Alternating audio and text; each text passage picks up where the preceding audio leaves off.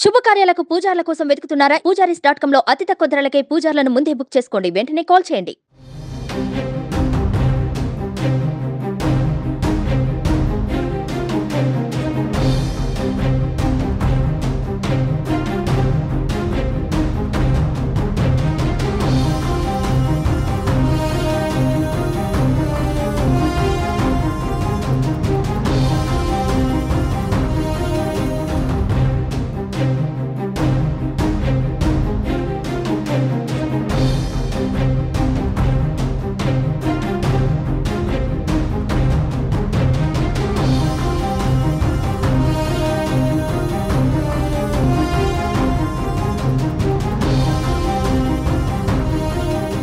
హైదరాబాద్ లో హైడ్రా రోజుకు speed పెంచుతోంది. Greater Hyderabad పరిధిలోని ప్రభుత్వ ఆస్తులు, చెరువులు, కుంటలు, నాలాల పరిరక్షణే ధ్యేయంగా ముందుకు సాగుతోంది.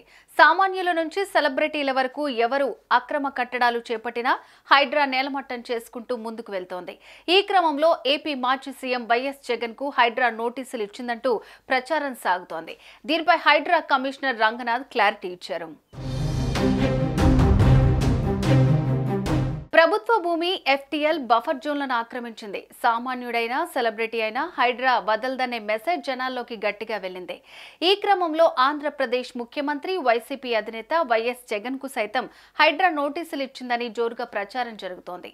హైదరాబాద్ లోని జగన్ లోటస్ పాండ్ ఎఫ్టీఎల్ పరిధిలోనే ఉందని, త్వరలోనే హైడ్రా లోటస్ పాండ్ ను కూల్చివేస్తోందని పెద్ద ఎత్తున సోషల్ మీడియాలో ప్రచారం జరుగుతోంది.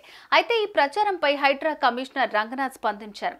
వైఎస్ జగన్మోహన్ రెడ్డి హైడ్రా ఎలాంటి నోటీసులు ఇవ్వలేదని క్లారిటీ ఇచ్చారు. జగన్ హైడ్రా నోటీసులు ఇచ్చినట్లు సోషల్ మీడియాలో జరుగుతున్నదంతా తప్పుడు ప్రచారమని, దాన్ని ఎవరూ నమ్మొద్దని సూచించారు. హైడ్రా ఇలాంటి నోటీసులు ఇవ్వదని, ఆక్రమణ అని నిర్ధారించుకుంటే నేరుగా వెళ్లి కూల్చేస్తుందని అన్నారు. మరోవైపు పటాన్చెరులో హైడ్రా కమిషనర్ రంగనాథ్ పర్యటించారు. అధికారులతో కలిసి స్థానిక సాకి చెరువును పరిశీలించారు. కబ్జాకు గురైన ప్రాంతం గురించి అడిగి తెలుసుకున్నారు. ఈ చెరువులో ఇప్పటికే 18 అక్రమ కట్టడాలు ఉన్నట్లు అధికారులు గుర్తించారు. చెరువు తూములను బంద్ చేసి మరీ నిర్మించిన అపార్ట్మెంట్లు కూడా ఉన్నాయన్నారు. ఇన్కోర్ సంస్థ తూములను బంద్ చేసి అపార్ట్మెంట్ కట్టినట్లు ఆరోపణలు ఉన్నాయన్నారు. ఈ అపార్ట్మెంట్లను కూడా రంగనాథ్ పరిశీలించారు.